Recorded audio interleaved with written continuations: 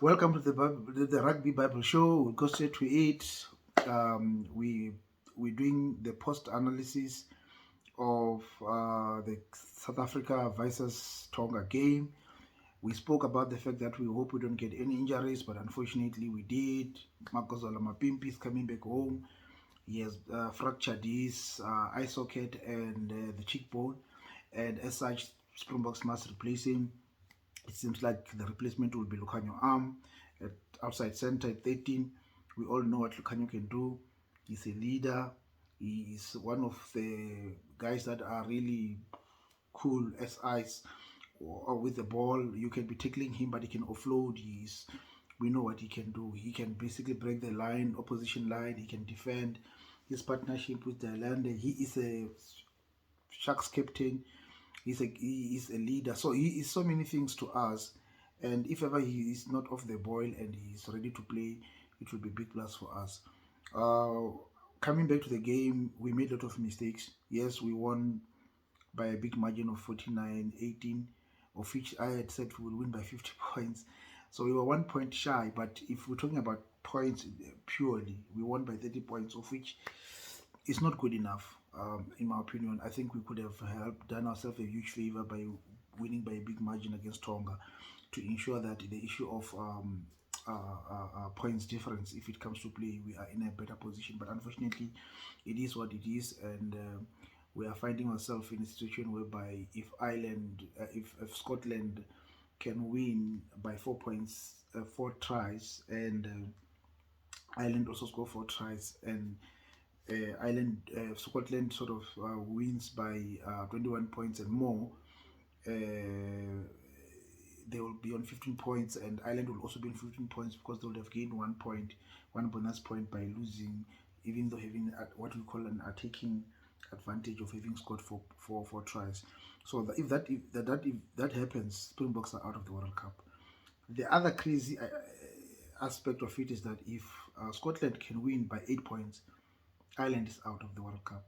So in other ways, if Scotland can beat Ireland by 8 points without them gaining a bonus point, then Ireland out of the World Cup. So this is the big risk game. So I think Ireland will come all out. There was a French journalist, to ask the Springbok head coach if there's a possibility of almost like a gentleman agreement between um, Ireland and Scotland, and Nienaber said, well, he trusts the integrity of the rugby nations. He doesn't believe that there was something like that would happen because that would be match fixing. So, in my opinion, I think some people think the journalist was out of line asking that question, but I think it maybe sometimes it's good to ask those uncomfortable questions because they even sometimes can stop behavioral issues. Maybe somebody was thinking of, oh, we can do this, but if already other people are starting to question it, it I think makes it difficult to even try and pull something like that off.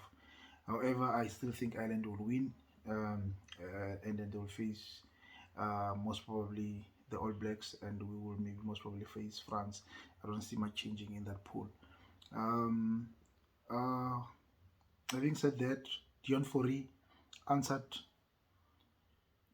all the questions about Hooker. He was man of the match. He played very well. We touched on that regarding him playing at hooker. He did a great job and he was man of the match. So impressive stuff from Dion Forey. As far in as the mistakes, it was just too much. We got into their 22 when we were supposed to finish. There were knock-ons and many other infringements that we made. There were just so many mistakes. We gifted penalties. We did so many wrong things, and our defense was breached 3 times. That was not good. We pride ourselves in our defense, but we were breached 3 times by Tonga, and I don't think that was something to be proud of. And you could see also when it comes to their play, they were directly saying to us, "We're going to take you on forward play." They were not going to even try and go wide. In the first exchanges, there was a difference of 100 and something kilograms in terms of our packs. Our pack was about 800 and something. Theirs was 960, almost 100 and something kgs difference between, if not more than that, in terms of the two packs. And you could see Tenamafu, their captain, big man, 150 kilograms. His first try, you can see the power there. So, and you can see that they were so confident in taking us on, in terms of taking our fouls on. They were kicking for lineouts instead of going for points. I don't think there are many teams in the world that will get opportunities to kick for points against the Springboks and opt to go for lineouts and set pieces, knowing how strong we are. But it just shows how much Tonga had worked on their forward play and how much focus they were on that.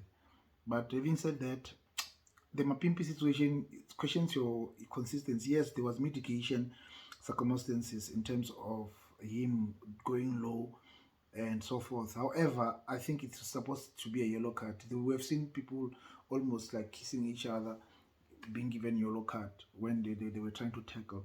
And it was incredible that the referee was even considering to give Eben the yellow card for almost a chest collision.